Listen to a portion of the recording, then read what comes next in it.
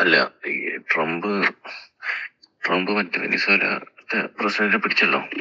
Venezuela, അതെ, വെനിസ്വേലത്തെ പ്രസിഡന്റിനെ പിടിച്ചു. അപ്പൊ ഈ പുള്ളി അവിടെ വെനിസ്വേലയിൽ ഈ അടുത്തെന്താണെന്ന് തോന്നുന്നു ഏറ്റവും കൂടുതൽ ഓയിൽ റിസർവ് കണ്ടുപിടിച്ചെന്താണ്. ഇന്നിപ്പോ പുള്ളി അവിടുത്തെ ഓയിൽ റിസർവ് മാനേജ് ചെയ്യുന്ന ആൾക്കാരായിട്ട് മീറ്റിംഗ് വെച്ചേക്കോ. അല്ല, യുഎസിലുള്ള ഓയിൽ കമ്പനികളായിട്ട് മീറ്റിംഗ് വെച്ചേക്കുവാ. എന്തിനു വേണ്ടിട്ട്? ജനുവരി 9 തോന്നുന്നു വെച്ചത്. അപ്പൊ എന്തിനാന്ന് വെച്ചാൽ എനിക്ക് തോന്നുന്നു വെനിസ്വേലത്തെ പ്രസിഡന്റിനെ പിടിച്ചല്ലോ, അവിടെയാണെങ്കിൽ ഓയിൽ ഉണ്ടല്ലോ. അപ്പൊ യുഎസ് കമ്പനികള് അത് എക്സ്ട്രാക്ട് ചെയ്യാൻ വേണ്ടിട്ട് ആയിരിക്കണം എന്ന് അസ്യൂം ചെയ്യണം. അപ്പൊ പുള്ളി ബേസിക്കലി ആ രാജ്യം പിടിച്ചെടുക്കുന്നു എന്നാണ് ഉദ്ദേശിച്ചത്.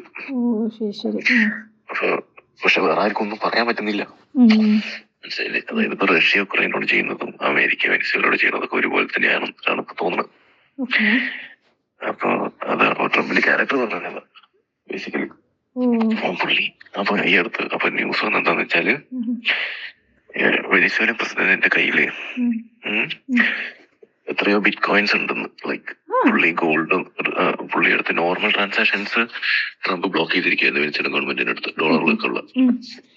അവര് വെച്ചാൽ ബിറ്റ് കോയിൻ ആണ് പർച്ചേസ് ചെയ്തോണ്ടിരുന്നത്, അത് കൺട്രോൾഡ് അല്ല.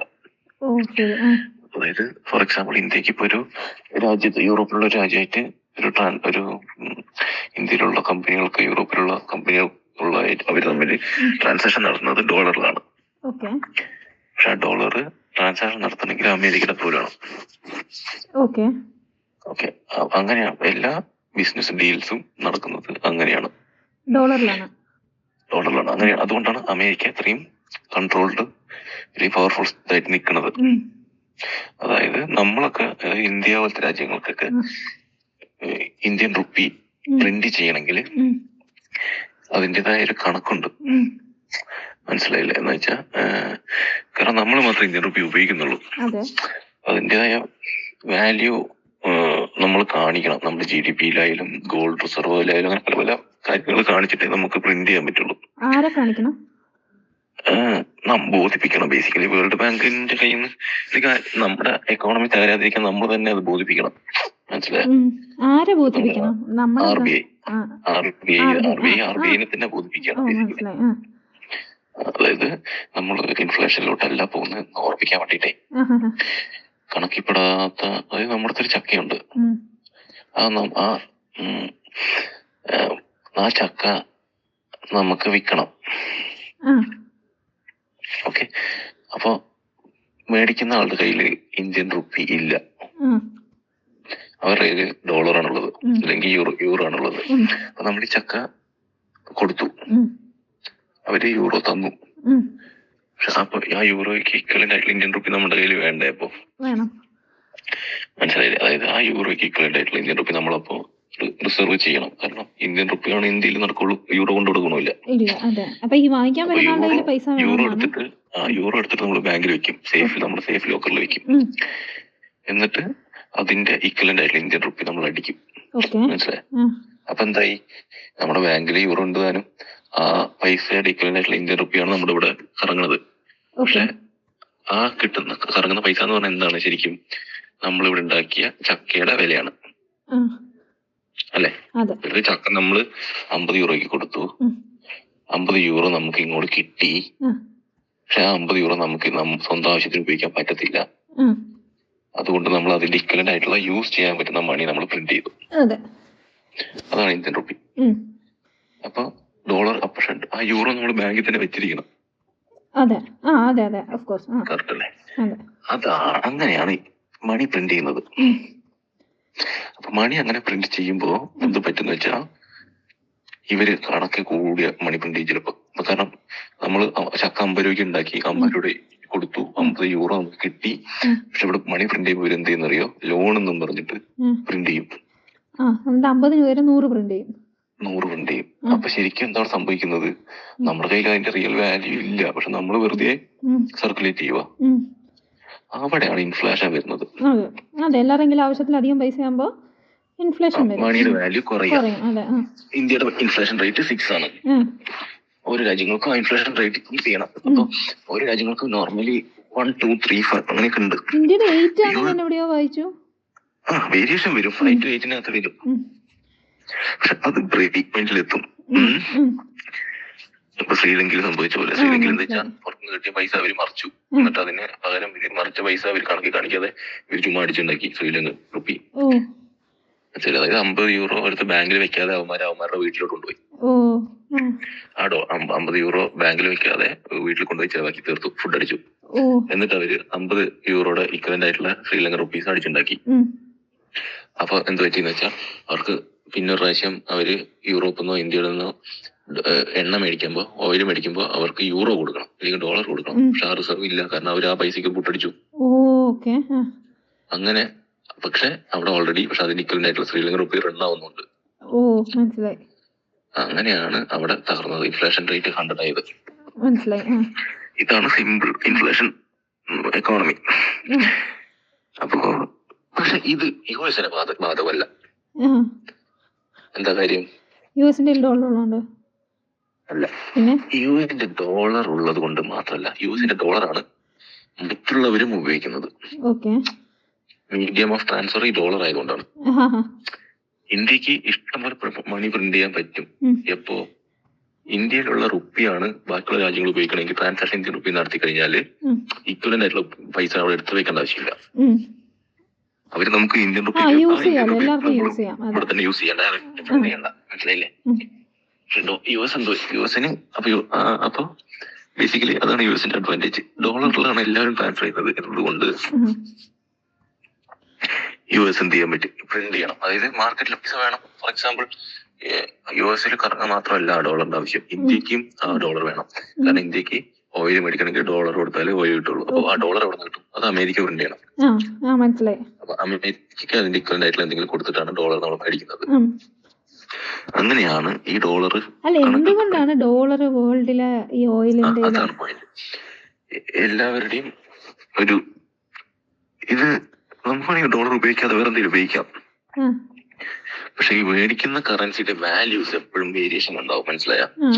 ഫോർ എക്സാമ്പിൾ ഓരോ ദിവസം ഇന്ത്യൻ റുപ്പി ഇങ്ങനെ വീണ്ടും ഡോളറിന് കൂടി കുറഞ്ഞു, യൂറോ ആയിട്ട് കമ്പയർ ചെയ്യുമ്പോൾ കൂടി കുറഞ്ഞു വരില്ലേ? അതാണ് സ്റ്റെബിലിറ്റി. ഓക്കെ, ആ സ്റ്റെബിലിറ്റി ഡോളറിന് സ്റ്റെബിലിറ്റി കൂടുതല. അതായത് വേരിയേഷൻ സ്റ്റേബിൾ ആയിരിക്കും അവർക്ക്. പക്ഷെ നമ്മളെ ഡോളറുമായിട്ട് കമ്പയർ ചെയ്യുമ്പോഴും കൂടിയും കുറഞ്ഞല്ലേ ഇരിക്കുന്നത്? ആ ഡോളറിൽ വലിയ വേരിയേഷൻ ഉണ്ടാവില്ല, പക്ഷെ സ്ട്രോങ് ആണ് കറൻസി. ഇന്ത്യൻ എക്കോണമി അതായത് ശ്രീലങ്കൻ ഡോളറിലാണ് നമ്മൾ, ശ്രീലങ്കൻ റുപ്പീസിലാണ് മറ്റുള്ള രാജ്യങ്ങൾ ചെയ്യുന്നത് വെച്ചോ. ഈ ശ്രീലങ്കയിൽ നടക്കുന്ന പരിപാടി നമുക്കൊന്നും അറിയുന്നില്ല എന്ന് വെച്ചോ. നമ്മൾ ആ ശ്രീലങ്കൻ റുപ്പിയിലാണ് ട്രാൻസാക്ഷൻ നടത്തിയത്. അപ്പൊ നമ്മുടെ കയ്യിൽ മൊത്തം 100 ശ്രീലങ്കൻ റുപ്പി ഉണ്ടായിരുന്നു മൊത്തത്തിൽ നമ്മുടെ നാട്ടില്. പെട്ടെന്ന് ശ്രീലങ്കൻ റുപ്പിയുടെ വില കുറഞ്ഞു, ഇൻഫ്ലേഷൻ വന്നു. അപ്പൊ നമ്മുടെ 100ന്റെ ശരിക്കും ഒരു വാല്യൂ ആവുള്ളൂ. It's like A share value. ഇപ്പൊ ടാറ്റ മോട്ടോഴ്സിന്റെ ഷെയറിന് 100 രൂപ ഉണ്ടെങ്കിൽ നമ്മളത് വിശ്വസിച്ച് മേടിക്കുന്നതിന്റെ റീസൺ അത് ഒരുപാട് താഴത്തില്ല എന്ന് വിശ്വസിച്ചിട്ടാ, മനസ്സിലായില്ലേ? അപ്പൊ ആ വിശ്വാസം ഡോളറിന്റെ മേലെയാണ് എല്ലാവർക്കും ഉള്ളത്. അതുകൊണ്ടാണ് ഡോളർ ഉപയോഗിക്കുന്നത്. പക്ഷെ ആ വിശ്വാസം അവർ കാത്ത് സൂക്ഷിക്കണം. ആസ് ഓഫ് നൗ ഇതുവരെ സൂക്ഷിക്കുന്നുണ്ടായിരുന്നു. ഇപ്പൊ ചെറുതായിട്ട് ഡൗട്ട് അടിച്ചു തുടങ്ങിയ ആൾക്കാർക്ക് കോവിഡിന് ശേഷം. കാരണം കോവിഡിന് ശേഷം അവര് ഒരുപാട് ഡോളർ പ്രിന്റ് ചെയ്തു, എത്രയോ ബില്യൺ ഡോളേഴ്സ് പ്രിന്റ് ചെയ്തു. അത് എന്നിട്ട് അവർ അവിടെ ഇവിടെയൊക്കെ കൊടുത്ത് കടമായി. അത് ശരിക്കും പറഞ്ഞാൽ എക്സ്ട്രാ ഡോളർ പ്രിന്റ് ചെയ്തു, കണക്കപ്പെടാത്ത ഡോളേഴ്സ് പ്രിന്റ് ചെയ്തു. അപ്പൊ എന്ത് ശരിക്കും അത് സ്റ്റെബിലിറ്റിനെ ബാധിക്കും. ശരിക്കും ഇൻ റിയാലിറ്റി അത് ബാധിക്കും. പക്ഷെ അത് എപ്പോ ബാധിക്കും എന്നറിയില്ല. അത് നിയർ ബൈ ബാധിക്കുമെന്നാണ് എല്ലാവരും പ്രവചിക്കുന്നത്. പക്ഷെ എപ്പോ കറക്റ്റ് ഡേറ്റ് അറിയില്ല. പക്ഷെ യുഎസിന് അത് എങ്ങനെയെങ്കിലും തിരിച്ചു പിടിക്കണം ആ വിശ്വാസം. അവര് സ്ട്രോങ് ആണ്, എക്കോണമി സ്ട്രോങ് ആണ്, ഡോളർ സ്ട്രോങ് ആണ് പ്രൂവ് ചെയ്യണം. അത് പ്രൂവ് ചെയ്യണമെങ്കിൽ അവർക്ക് ബെസ്റ്റ് മെത്തേഡ് എന്ന് വെച്ചാൽ ഈ അടിച്ച ഡോളറിന്റെ കടങ്ങളില്ലേ അത് തീർക്കണം. ഓക്കെ, ആ കടം തീർത്താൽ എല്ലാവരും തിരിച്ച് വിശ്വസിക്കും ഡോളറിൽ. പക്ഷെ അവർക്ക് എവിടെ നിന്ന് കടം തീർക്കാൻ പറ്റും, മനസ്സിലായ? ഒരു റിലവന്റ് ആയിട്ടുള്ള വഴി അവർക്ക് കാണുന്നില്ല. റിലവന്റ് ആയിട്ടുള്ള വഴി അവർ കണ്ടുപിടിച്ചുകൊണ്ടിരിക്കുക. അതിൽ വൺ ഓഫ് ദ വഴിയാണ് വെനിസ്വേലൻ ഓയിൽ. മറ്റുള്ളവരുടെ കുത്തിന് പിടിച്ച സ്വന്തം കടം തീർക്കുന്ന ഒരു സെറ്റപ്പ്. അവര് അവരുടെ തന്നെ എന്തെങ്കിലും പ്രൊഡ്യൂസ് ചെയ്താലേ കടം തീർക്കാൻ പറ്റുള്ളൂ. ചക്ക ഉണ്ടാക്കിയാലാണ് ചക്ക വിൽക്കാൻ പറ്റുള്ളൂ, മനസ്സിലായില്ലേ? അപ്പൊ പ്രൊഡക്ഷൻ ആണ് മെയിൻ. അപ്പൊ വെനിസ്വേലയിലുള്ള ഓയിൽ ഇവര് പ്രൊഡ്യൂസ് ചെയ്താൽ ഇവർക്ക് ആ ഓയിൽ പുറത്ത് വിറ്റാല് ഇവർക്ക് പൈസ കിട്ടും, അതിന്റെ പേരിൽ കടം തീർക്കാം. പക്ഷെ അവർ കാണിക്കുന്ന ഒരു പന്ന ക്യാരക്ടർ അല്ലേ അത്? ബേസിക്കലി അവരുടെ നിലനിൽപ്പിനാണ് അവർ ചെയ്യുന്നത്. അതിന് അവർ എത്തിക്സ് നോക്കുന്നില്ല, പക്ഷെ എത്തിക്സ് നോക്കുന്നുണ്ട് എന്ന് പറയുന്നു. അത് നോക്കേണ്ടതാണല്ലോ. അതായത് ഒരു ഒരു വൈറ്റ് വാഷ് ചെയ്തിട്ട് ബാക്ക് എൻഡിൽ ഡേർട്ടി ഗെയിം. അതെല്ലാവർക്കും അറിയാൻ ചെയ്യും, പക്ഷെ ആരും എതിർക്കുന്നില്ല. ഓപ്പൺ ആയിട്ട് എല്ലാവർക്കും അറിയാം, പക്ഷെ എന്ത് അങ്ങനെ എല്ലാം അങ്ങോട്ട് പറഞ്ഞു കഴിഞ്ഞാൽ ഒന്നും പറയാനൊന്നുമില്ല, മനസ്സിലായില്ലേ? റഷ്യയാണ് ഉക്രൈനെ പിടിക്കാൻ പോയതെങ്കിൽ ഇവരെല്ലാരും കൂടെ ആക്രമിക്കാൻ പോയി റഷ്യനെ. അതായത് മീഡിയ കൺട്രോൾ ഇവരുടെ കയ്യിലുണ്ട്, യുഎസിന്റെ കയ്യില്. വേൾഡ് ഓർഡർ കൺട്രോൾ ചെയ്യുന്നത് മീഡിയ ആണ്, സോഷ്യൽ മീഡിയ ആണല്ലോ. അതായത് എന്ത് പോസിറ്റീവായിട്ട് വരണം, എന്ത് നെഗറ്റീവായിട്ട് വരണം എന്നുള്ളതെല്ലാം സോഷ്യൽ മീഡിയയുടെ ആണല്ലോ. ഫുള്ള് കൺട്രോൾ ചെയ്യുന്നത് ആരാ? ഫേസ്ബുക്കാ. ഫേസ്ബുക്ക്, എലോൺ മസ്ക്, എല്ലാ യുഎസ് ആൾക്കാരാണ് സോഷ്യൽ മീഡിയ കൺട്രോൾ ചെയ്യുന്നത്. അപ്പൊ അതുകൊണ്ട് അത് പോസിറ്റീവായിട്ടാണ് അവർക്ക് വരുന്നത്. അവരത് പോസിറ്റീവായിട്ട് ചെയ്യും. ഇപ്പൊ റഷ്യ ചെയ്യുന്നത് തെറ്റാണെന്ന് എല്ലാവരും വിശ്വസിക്കുന്നു. എന്തുകൊണ്ട് ബാക്കി രാജ്യങ്ങൾക്ക് അങ്ങനെ ഒരു സോഷ്യൽ നെറ്റ്വർക്കിൽ ഒരു ഇൻഫ്ലുവൻസ് ഉണ്ടാക്കിക്കൂടാ? അല്ലെങ്കിൽ അങ്ങനെ, കാരണം അവിടെ ഉള്ളതിനേക്കാളും സ്ട്രോങ് എഞ്ചിനീയേഴ്സ് നമുക്കല്ലേ ഉള്ളത്?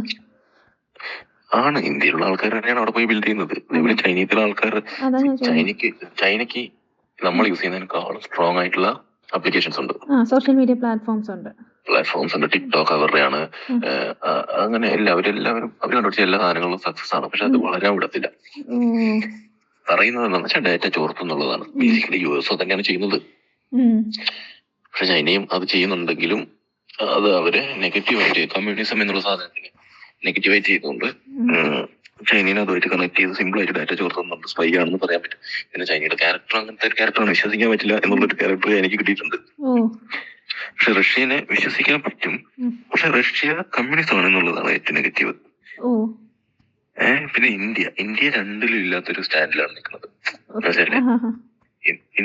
ഇന്ത്യയുടെ ഒരു നിലപാടില് ഇന്ത്യ ഒരു ഡിഫെൻസീവ് കൺട്രിയാണ്, ഒഫെൻസീവ് അല്ല. പ്രശ്നം വന്നാൽ മാത്രം ഡിഫെൻഡ് ചെയ്യാം, അല്ലെങ്കിൽ ഒരു കുഴപ്പമുണ്ടാക്കാതിരിക്കും. ഡിഫെൻഡ് ചെയ്യും, മാക്സിമം പ്രശ്നം ഒഴിവാക്കിയിട്ട് വിടുക. അല്ലെങ്കിൽ നിങ്ങൾക്ക് അത്ര നിലപാടുകൾ കുറവുള്ള ഒരു രാജ്യമാണ് ഇന്ത്യ. ആയിരുന്നു, ഇപ്പൊ കുറച്ച് ബെറ്റർ ഉണ്ട്. അങ്ങനെ അപ്പൊ അതുകൊണ്ട് എന്ത് പറ്റിയെന്ന് വെച്ചാൽ ബേസിക്കലി ട്രംപ് ഇപ്പൊ ഇതാണ് എക്കോണമിയുടെ സെറ്റപ്പ്, വേൾഡ് ഓർഡറിന്റെ സെറ്റപ്പ്, എക്കോണമിയുടെ സെറ്റപ്പ്. അപ്പൊ ട്രംപിന് ഇത് സെറ്റ് ആക്കണം. ട്രംപ് ഉക്രൈനിൽ ഒരുപാട് പൈസ ഇറക്കുന്നുണ്ട്, കുറച്ചു പക്ഷെ എന്നാലും ഇറക്കുന്നുണ്ട് ബേസിക്കലി. അതിന്റെ റീസൺ റഷ്യയാണ്. ആ റഷ്യയാണ് റീസൺ എന്നുള്ളത് കൊണ്ട് റഷ്യനെ സ്റ്റോപ്പ് ചെയ്യാനുള്ള വഴി അമേരിക്ക നോക്കുന്നുണ്ട്. അതിലെ വൺ ഓഫ് ദ മേജർ പുള്ളിയുടെ ചലഞ്ച് ഇന്ത്യയും ചൈനയുമാണ്. റഷ്യൻ ഓയിൽ മേടിക്കുന്നത് കൊണ്ട് റഷ്യക്ക് പൈസ കിട്ടുന്നു. ആ പൈസ അവര് വാറിലോട്ട് ഇറക്കുന്നു. ആ വാർ ഉക്രൈനെതിരെ ചെയ്യുന്നത് കൊണ്ട് ഉക്രൈനെ ഡിഫെൻഡ് ചെയ്യാൻ വേണ്ടിയിട്ട് യൂറോപ്പിന്റെയും അമേരിക്കയുടെയും വെപ്പൺസ് ഉക്രൈന് ആവശ്യമുണ്ട്. അപ്പൊ ബേസിക്കലി എന്താ സംഭവിക്കുന്നത്? ഇന്ത്യയാണ് പൈസ ഉണ്ടാക്കുന്നത്. ഇന്ത്യ പൈസ ഇന്ത്യ വീട്ടിലല്ല ഉപയോഗിക്കുന്നത്. നാട്ടുകാർക്കും ഗുണമൊന്നുമില്ല, നാട്ടുകാർക്ക് സെയിം കോസ്റ്റ് അല്ലേ. ഇതാർക്കാണ് ഗുണം? മോദിയുടെ ഫ്രണ്ട്സിന്, അദാനി, അംബാനി, ഇവർക്കൊക്കെയാണ് ഗുണം. കാരണം ഇവരാണ് ഇത് റിഫൈൻ ചെയ്ത് പുറത്തേക്ക് സപ്ലൈ ചെയ്യുന്നത്. ഇത് പ്രൈവറ്റ് കമ്പനികളാണ് ചെയ്യുന്നത്. അപ്പൊ അത് ഇന്ത്യൻ ഗവൺമെന്റ് പ്രൈവറ്റ് കമ്പനികൾക്ക് ചെയ്യുന്ന സഹായമായതുകൊണ്ട് ഇന്ത്യൻ ജനതയ്ക്ക് വലിയ ഗുണമൊന്നുമില്ല. പിന്നെ ഇന്ത്യക്ക് ഒരു എക്കോണമിക്ക് ചെറിയൊരു ടാക്സ് ശമ്പളം കിട്ടും. പക്ഷെ ഇൻ റിയാലിറ്റി അത് ടോട്ടലി ഇവർക്കാണ് കിട്ടുന്നത്. അപ്പൊ സത്യം പറഞ്ഞ ഇന്ത്യ എന്താ ചെയ്യുന്നറിയോ? അമേരിക്കയുടെ താരിഫ് വരുമ്പോ ഇന്ത്യയിലുള്ള ജനങ്ങളെ ബാധിക്കും. അമേരിക്കയുടെ താരിഫ് വരുമ്പോ അപ്പൊ മോദിയുടെ ഫ്രണ്ട്സിനെ സഹായിക്കാൻ വേണ്ടി ഇന്ത്യയുടെ ജനതകളെ ചതിക്കുന്നു എന്നാണ് ഇതിന്റെ അർത്ഥം. അത് ട്രംപിന് അറിയാം. ട്രംപിന് അത് സ്റ്റോപ്പ് ചെയ്യണം. എന്ത്? റഷ്യൻ ഓയിൽ വാങ്ങുന്നത്. അപ്പൊ ട്രംപ് എന്ത് ചെയ്യും? താരിഫ് കൂട്ടും. താരിഫ് കൂട്ടിക്കഴിഞ്ഞ് ഇന്ത്യ പോകുന്ന വിചാരിച്ചിട്ടാണ് ചെയ്യുന്നത്. പക്ഷെ ഇന്ത്യ അങ്ങനെ പോയില്ല. കുറച്ച് താരിഫിൽ അങ്ങനെ നിന്നു. അത് ഇപ്പൊ ട്രംപ് പറയുന്നത് ഞങ്ങൾ 100% കൂട്ടുന്ന പറയുന്നത്. അങ്ങനെയാണെങ്കിൽ അത് എക്കോണമിയിൽ നന്നായിട്ട് ബാധിക്കും, ഭയങ്കരമായിട്ട് ബാധിക്കും. പക്ഷെ ഇന്ത്യയുടെ അവസ്ഥ എന്ന് വെച്ചാൽ റഷ്യ അടുത്ത് മേടിക്കാതിരിക്കാനും പറ്റില്ല, അമേരിക്കനെ മേടിക്കുകയും വേണം. അപ്പൊ ഇന്ത്യ അതിന്റെ ഇടയിൽ ഈ അമേരിക്കനെ കബളിപ്പിച്ച് കുറെ മേടിക്കുന്നില്ല എന്നൊക്കെ പറഞ്ഞു റഷ്യ ആയിട്ട്. പക്ഷെ കബളിപ്പിച്ച് ഇവര് സാധനമൊക്കെ മേടിക്കും. അതായത് കപ്പൽ ടു കപ്പൽ, അതായത് ഓയിലിന്റെ കപ്പലുകള് പോർട്ടിൽ അടുപ്പിക്കാതെ ഈ കപ്പലുകൾ സീന്ന് തന്നെ കൈമാറ്റം ചെയ്യും ഓയിൽ. അത് ഇന്റർനാഷണൽ സീസിൽ. അപ്പൊ അതില് നമുക്കൊന്നും ചെയ്യാം, ആർക്കൊന്നും ചെയ്യാൻ പറ്റില്ല. പക്ഷെ അത് യുഎസിന് അറിയാതിരിക്കും, അത്രയും വലിയ സ്പൈ നെറ്റ്വർക്കുള്ള യുഎസിന് അറിയാതിരിക്കും മണ്ടം മതി. എന്നിട്ട് അവരത് കണ്ടുപിടിച്ചു. അവര് പറഞ്ഞു ഞങ്ങൾ താരിഫ് കൂട്ടാണ്. മോദി വന്ന് സംസാരിക്കാതെ താരിഫ് കുറയ്ക്കത്തില്ല എന്ന് പറഞ്ഞു. എന്നിട്ടെന്താ, അതാണ് ഇപ്പോഴത്തെ അവസ്ഥ. അപ്പൊ ബേസിക്കലി പറഞ്ഞ കൂട്ടുകാരന്മാരെ നന്നാക്കാൻ വേണ്ടി ഇന്ത്യക്കാരെ ചതിക്കുന്നു എന്നുള്ള സെറ്റപ്പാണ് ഇവിടെ സംഭവിക്കുന്നത്. അറിയില്ല, റിയാലിറ്റി അതാണ്. കാരണം ഇന്ത്യൻസിന് വലിയ ഗുണമൊന്നും കിട്ടുന്നു തോന്നുന്നില്ല. കാരണം 100-106-105 രൂപയുടെ പെട്രോള് അവർക്ക് കിട്ടുന്നത് 30 രൂപയ്ക്കാണ്. എന്നിട്ട് റഷ്യ കൊടുക്കുന്ന അത്രയും ചീപ്പായിട്ടാ. എന്നിട്ട് അത് റിഫൈൻ ചെയ്ത് ഇവര് പുറത്ത് കൊടുക്കുന്നത് ഏകദേശം 90, 80, 70 അപ്പൊ ഇന്ത്യയിലെ സപ്ലൈനേക്കാൾ ഉപരി അവര് ഡോളേഴ്സിലും യൂറോയിലാണ് ചെയ്യുന്നത്. അത് ഇന്ത്യയിൽ എങ്ങനെ ഗുണം ചെയ്യേണ്ടതെന്ന് എനിക്കറിയില്ല അത്ര. ബട്ട് ഗുണം ഉണ്ടാവും, പക്ഷെ ഭയങ്കര എഫക്റ്റീവായിട്ട് ഗുണം ഉണ്ടെന്ന് തോന്നുന്നില്ല. ഈ താരിഫ് ഇമ്പാക്ട് ചെയ്യുന്ന അത്രയുള്ള സംഭവം ഇതുകൊണ്ട് കിട്ടണമെന്നില്ല ആളുകൾക്ക്. അപ്പൊ അതാണ് മോദിയുടെ എല്ലാം ട്രംപിന്റെ കളി. അതാണ് വെനിസ്വേലന്റെ കളി. ഒരു തരത്തിൽ പറഞ്ഞ യുഎസ്കാർക്ക് ട്രംപ് ഒരു നല്ല ഭരണാധികാരിയാണ് അല്ലേ? പക്ഷെ അവിടെ പുള്ളിക്ക് ഒരുപാട് എതിർപ്പുണ്ടല്ലോ. പുള്ളി ഒരു ബിസിനസ്മാൻ ആണ്. പുള്ളി ആ രാജ്യത്തെ നല്ലതാണ് ട്രൈ ചെയ്യുന്നത്. അത് അവിടുത്തെ ആൾക്കാർക്ക് മനസ്സിലാവാത്തതാണ്. ആ ട്രൈ ചെയ്യുമ്പോൾ പുള്ളി ഒരു നെഗോഷിയേറ്റർ ആണ്, ഭയങ്കര നെഗോഷിയേറ്റർ ആണ്. അത് ചിലപ്പോ ചെറുതായിട്ട് ബാധിക്കും യുഎസിനെ. അതാണ് ആൾക്കാര് ഇങ്ങനെ നെഗറ്റീവ് അടിക്കുന്നത്. എന്ന് വെച്ചാൽ ഫോർ എക്സാമ്പിൾ ചൈനയായിട്ട് 50% ഞങ്ങൾ താരിഫ് കൂട്ടുക എന്ന് പറയുമ്പോൾ ചൈന ഉറപ്പായിട്ടും പറയും ഞങ്ങളും കൂട്ടും 50%. അപ്പൊ ചൈന സാധനങ്ങൾ അവർക്ക് വാങ്ങുമ്പോൾ ഇത്തിരി നഷ്ടം വരും. അപ്പൊ അത് ആളുകളെ ബാധിക്കും ഡയറക്ട്ലി. അപ്പൊ ബേസിക്കലി ഇവര് പൊളിറ്റിക്സും ഗാംബ്ലിങ്ങും അല്ലെങ്കിൽ എന്തായാലും പറയാം വാക്കെന്താ,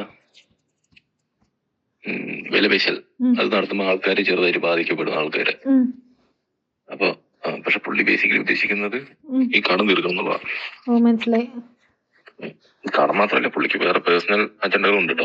പുള്ളിയുടെ ഫ്രണ്ട്സിനെ സഹായിക്കുന്നുണ്ട്. ഫോർ എക്സാമ്പിൾ പുള്ളിയുടെ മോനും മരുമോനും കൂടെ തായ്ലൻഡിലും അവിടെ ഇവിടെ എല്ലായിടത്തും പോയി ഇവര് ഡീൽ ഉണ്ടാക്കുമ്പോ അവർക്ക് കമ്പനി ഇടാൻ വേണ്ടി സഹായിക്കുന്നുണ്ട്. അങ്ങനെ ഒരുപാട് സംഭവം. പുള്ളിയുടെ ലാസ്റ്റ് ടേം ആണ്. പുള്ളിയും അത്ര വൈറ്റ് ഒന്നും അല്ല, പുള്ളിയും ഗ്രേ തന്നെ. അപ്പൊ എല്ലാവരും അവരവരുടെ ആവശ്യങ്ങൾ വേണ്ടി യൂസ് ചെയ്യുന്നു. അതിനിടയ്ക്ക് രാജ്യത്തിന് വല്ലതും കിട്ടിക്കഴിഞ്ഞാൽ നല്ലതാണ്. ഗ്ലോബൽ സമ്മാനം മേടിച്ച് ഗ്ലോബൽ പീസിന്റെ സമ്മാനം മേടിച്ച് പോകാന്ന് വിചാരിച്ചാൽ പുള്ളി ഇതൊക്കെ ചെയ്യാൻ തോന്നുന്നു. അതായത് രണ്ടാമത്തെ കേസ്. ബേസിക്കലി വെനിസ്വേലൻ പ്രസിഡന്റ് പിടിച്ചത്. അപ്പൊ അങ്ങനെയായി. വെനിസ്വേലൻ പ്രസിഡന്റിന്റെ കയ്യില് 60 ബില്യന്റെ ബിറ്റ്കോയിൻ ഉണ്ടെന്നാണ് കണക്കാക്കുന്നത് ഇപ്പൊ, വിശ്വസിക്കുന്നത്.